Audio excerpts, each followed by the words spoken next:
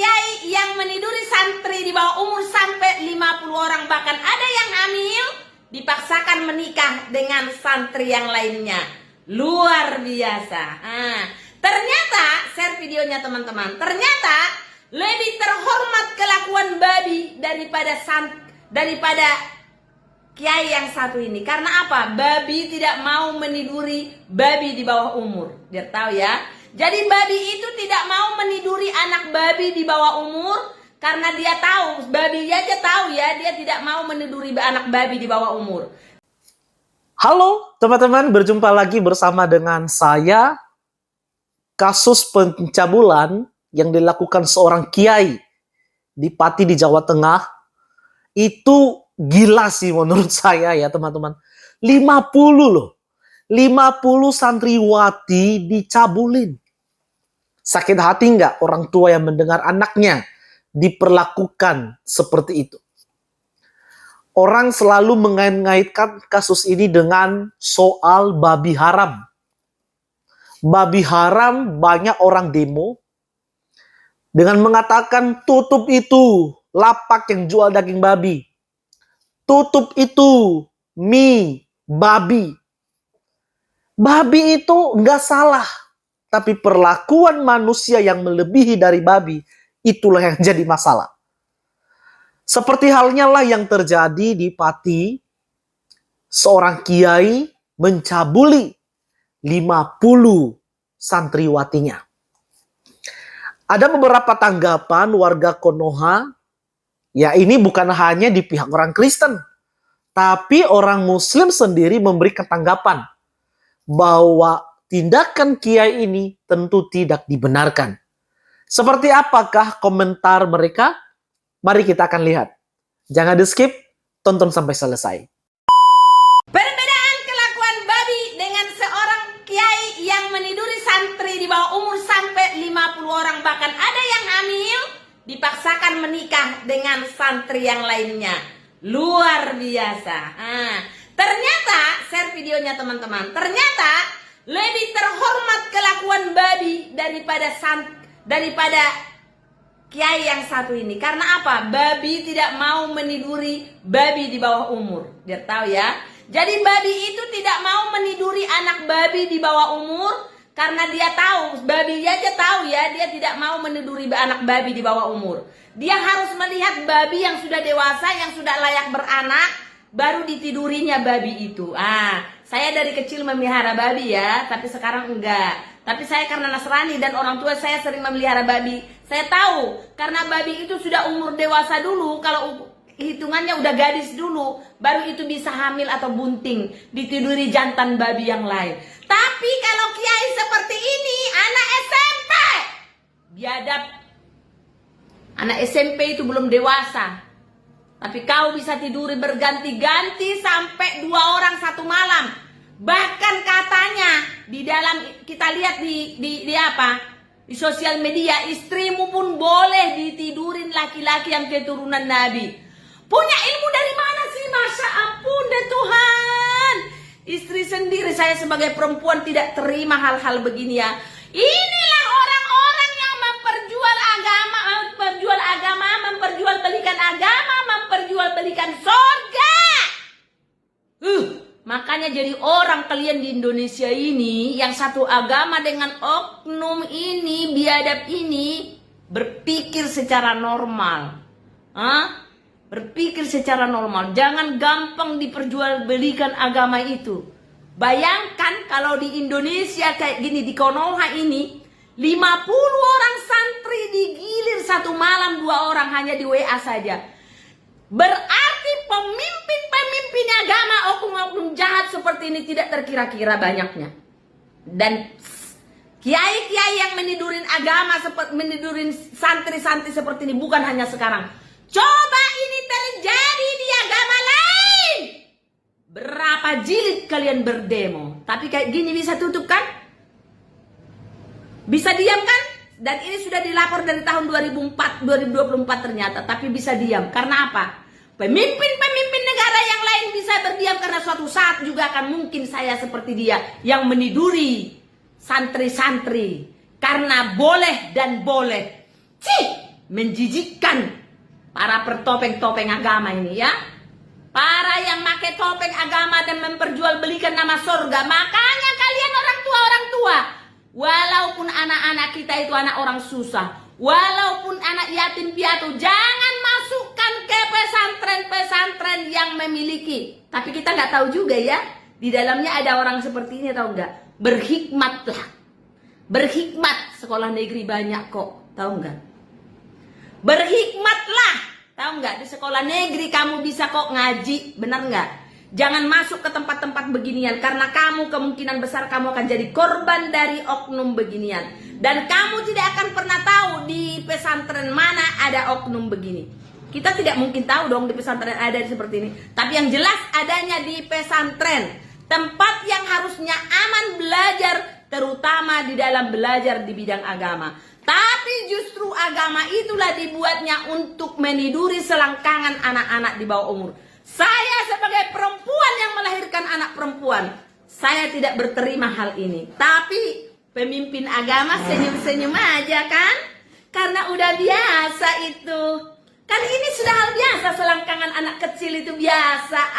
Tapi nggak tahu lah siapa-siapa orangnya ya. Tapi sangat memalukan. Paham nggak? Share videonya. Yang mengatakan mengerti agama tapi sebenarnya kau biadab, lebih jahat dari babi. Paham gak? Seorang kiai mampu menggilir 50 siswanya sendiri sampai ada pula yang hamil. Sebenarnya kau ini ikut aturan, ikut ajaran Nabi yang mana? Kitab mana pula yang kau baca? Ajaran yang mana sebenarnya? Jangan kau pakai kopiahmu, kau lepas aja lah. Entah apa kau ini, bikin malu aja kau ini. Aku sebagai sesama Islam, jangankan melihat agama lain, saya malu sekarang gara-gara ini. Saya melihat binatang aja malu. Malu saya sama babi gara-gara ini. Ini kemana sih saudara-saudaraku umat Islam ini? Kenapa berita seperti ini itu nggak ada yang demo besar-besaran?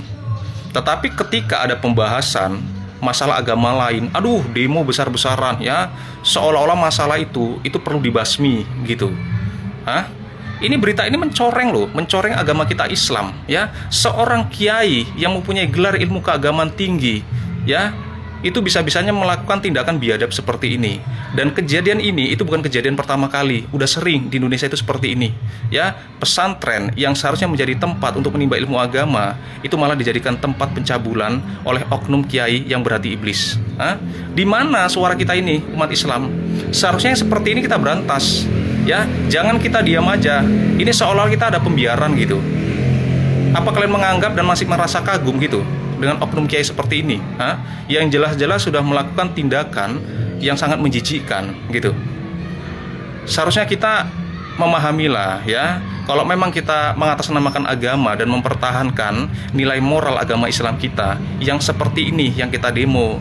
Jangan daging babi aja yang kalian permasalahkan, bikin malu kalian ya. Sementara harga diri agama kita diinjak-injak oleh orang kita sendiri, tetapi kita diam ya. Dan ini sepertinya berita-berita seperti ini itu kurang diminati sama media, karena hampir jarang disorot gitu. Nggak seheboh ketika orang itu berdemo masalah daging babi ya. Dan ini seharusnya menjadi perhatian khusus buat pemerintah, karena kasus ini tuh berulang, sering terulang, hampir setiap tahun itu ada kejadian seperti ini gitu. Jadi apa manfaatnya kita menitipkan anak kita ke pesantren tetapi malah menjadi korban pencabulan ya. Inilah banyak kekhawatiran dari orang tua ya ketika ingin menitipkan anaknya ke pesantren, karena zaman sekarang ini banyak orang munafik berbalut agama ya, tetapi sesungguhnya dialah predator ya. Jadi buatnya pemerintah, tolong ini pesantren-pesantren kalau bisa diawasi ya, diawasi dari kejauhan dan memberikan itu aturan-aturan yang lebih ketat lagi ya, agar tidak terjadi korban-korban selanjutnya ya. Malu kita sebagai umat muslim. Seekor babi tidak akan pernah mau mengawini babi di bawah umur. Tetapi ternyata ada manusia yang sifatnya itu lebih dari seekor babi ya. Kalian bayangkan berita yang viral kemarin, oknum kiai dengan tega mencabuli 50 santriwatinya. Dan kalian tahu, ternyata pelakunya adalah pendiri pondok pesantren. Ini berita sangat menjijikkan, tetapi herannya ya, orang-orang yang berbalut agama seperti ini itu paling dipuja. Padahal sebenarnya dia adalah iblis yang berwujud manusia. Ya, ini berita ini sangat mencoreng dunia pendidikan, khususnya di dunia pesantren. Ya, kita nggak tahu sebagai orang tua harus percaya dengan siapa, karena orang yang ahli agama sekalipun itu tega melakukan seperti ini. Ya, jadi Indonesia ini memang udah dipenuhi dengan orang-orang munafik. Tetapi memang kembali lagi lah, bahwasannya memang orang-orang yang berkedok agama itu memang selalu disanjung-sanjung. Ya, jadi jangan pernah tertipu dengan tampilan seseorang, apalagi dengan kata-katanya yang manis, yang berbalut agama. Karena bisa jadi dia adalah iblis yang sebenarnya.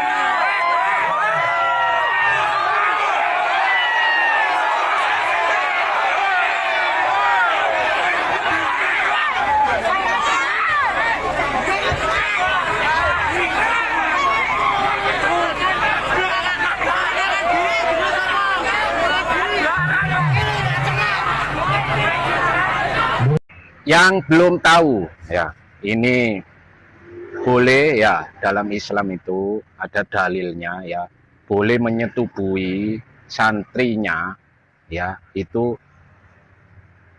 ketika dia masih mondok di sana ya.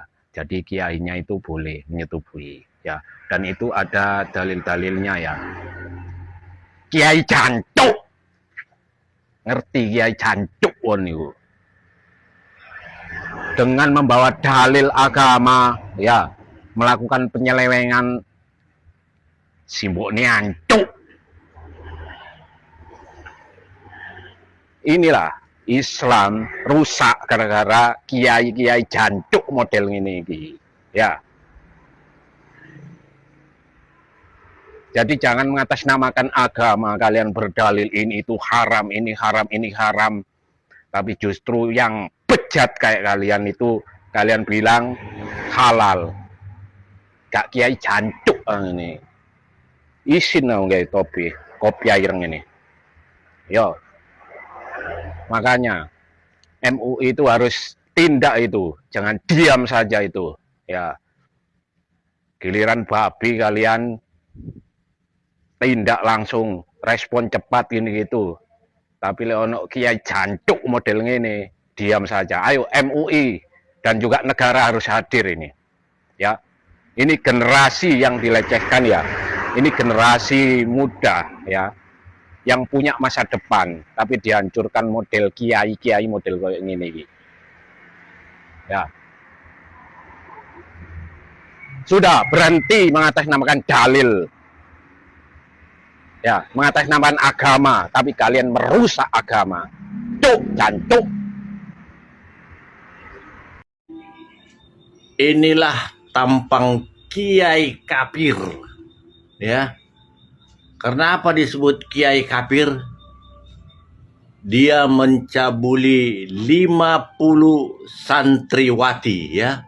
Seorang kiai pimpinan pondok pesantren di Pati. Ya. Ini lebih biadab daripada binatang ya. Ya. Seperti misalnya babi ya. Babi itu tidak mau meniduri atau mencabuli sesama babi di bawah umur sebelum dewasa dia. Kalau sudah dewasa baru mau dia. Ya, ini di bawah umur. Manusia yang lebih biadab dari babi. Inilah dia. Jadi ini yang jelas dikatakan kafir ya. Karena melanggar hukum Allah. Ya. Melanggar hukum Tuhan. Kalau orang kafir begitu ya, yang tidak mau menurut ajaran Tuhan Allah, disebut kafir. Ini lebih kafir lagi mungkin ini. Seorang kiai, pimpinan agama, pimpinan pondok pesantren, berani mau mencabuli santriwatinya sebanyak 50 orang yang di bawah umur. Luar biasa ini. Luar biasa ini. Ini sebetulnya hukumannya harus dikasih ke sarang buaya ini. Hidup-hidup. Ya. Karena sudah lebih biadab dari binatang ini. Buaya aja pun nggak mau begitu. Nggak mau mencabuli atau mengawini sesamanya di bawah umur. Tunggu dewasa dulu baru mau mereka, ya. Ini 60 tahun umurnya, ya udah bercucu lah ini kan. Sampai-sampai dia tega mencampuri santriwatinya 50 orang, digilir 2 orang tiap malam. Tiap malam digilirnya, luar biasa ini. Ya, ini lebih biadab daripada babi, betul-betul ini.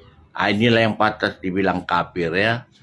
Inilah aslinya tampang kafir itu. Jadi jangan sembarang membilang orang kafir ya. Kalau mau lihat orang kafir, inilah yang jelas orang kafir. Ya. Jadi untuk kedepannya hati-hati menitipkan anak di pondok pesantrennya. Karena dari dulu pun banyak pimpinan pondok pesantren itu mencabuli santri-santrinya, mengawini, ya kan? Jadi hati-hati ya menitipkan anak perempuannya ke pondok pesantren. Lihat siapa kiainya ya. Jangan seperti kiai yang kafir ini ya. Hati-hati ya. Nah, itulah dulu komentar Opung tentang kiai kafir yang mencabuli santriwatinya sebanyak 50 orang yang di bawah umur. Oke? Sekian dan terima kasih. Salam sehat dari Opung Milenial. Sudah pada nyampe belum berita ini? Oknum kiai yang berinisial A telah melakukan pencabulan terhadap santriwati sebanyak 50 orang. Dan korbannya itu adalah anak daripada yatim piatu. Dengan ancaman kalau mereka melapor atau bertindak, mereka akan dikeluarkan dari santri tersebut. Kasus ini sama persis dengan film Malaysia yang berjudul Bidah. Ceritanya ini hampir sama lah. Guys, saya sudah nonton full ceritanya. Dan si cabul ini udah menyogok si pengacara supaya kasusnya tidak dinaikkan. Dan anehnya lagi, polisi bungkam. Bahkan kasus ini sudah pernah dilaporkan di tahun 2024. Cuman entah kenapa kasus ini tidak ditelusuri, bahkan tidak acuh oleh polisi. Sudah hal biasa ini kalau di negara Konoha ini. Kasus-kasus orang susah, orang miskin mana ada di intoleran. Sampah dia bagi dia itu. Sekarang sudah pada viral, sudah pada demon besar-besaran, barulah bergerak orang itu ya kan. Itu pun dilindungi si oknum bejat itu. Dari cerita ini dan kasus ini banyak yang tercemar cap buruk, baik dari santren, baik dari ustadz, tercap buruk oleh karena akibat ustadz cabul yang satu ini. Dan buat ibu-ibu atau orang tua lebih was-was, lebih memilih dan lebih terbuka untuk anak-anak perempuannya. Mungkin kasus-kasus ini banyak di luar sana, hanya saja belum terbuka. Dan katanya kalau di malam hari santriwati ini harus menemani ustadz cabul ini atau si cabul ini menemani dia 2 orang. Parah kan? Nah, ada beberapa santriwati ini hamil sudah dan dipaksa menikah di masjid. Hanya sebatas ijab kabul gitulah ya kan. Luar biasa ya kasus-kasus negara sekarang. Asik ada aja soal pencabulan lah. Miris sekali. Gimana lah masa depan anak-anak tersebut ya kan. Kasian kali awak nengoknya. Apalagi dia hanya seorang anak yatim piatu. Nangis sekali lah kayaknya mamanya sama bapaknya nengoknya itu di atas ya kan. Kalau udah soal anak kayak gini ya kan, sedih kali rasanya. Hanya gara-gara manusia biadab ini. Kenapa lah ya kan manusia-manusia kayak gini hidupnya panjang di bumi ini ya kan. Kok gak cepat aja dicabut nyawanya itu. Nah buat kita para ibu-ibu agak lebih hati-hati lah ya guys ya. Lebih hati-hati memilih sekolahnya, memilih. Pokoknya hati-hatilah. Lebih menjaga dan lebih terbuka kepada anak perempuannya supaya mereka bisa bercerita kepada kita apa keluh kesahnya, apa problem hidupnya gitu. Lebih mendekatkan diri sama anak perempuan. Aku nggak kebayang ya mental anak-anak tersebut, apalagi yang sampai hamil. Rusak dia. Dan ini para penegak hukum di Indonesia ini kenapa nyakelin kayak gitu kali lah. Kalian itu sama aja bejatnya juga sama siapa itu jadinya. Sama si pelaku itu. Sama si cabul itu. Berarti kalian mendukung. Ini kasusnya anak-anak loh. Kenapa kalian gak mentelusuri? Kenapa? Udah dibungkam kalian pakai duit? Hah? Ini yang salah bukan oknum yang di bawah ini.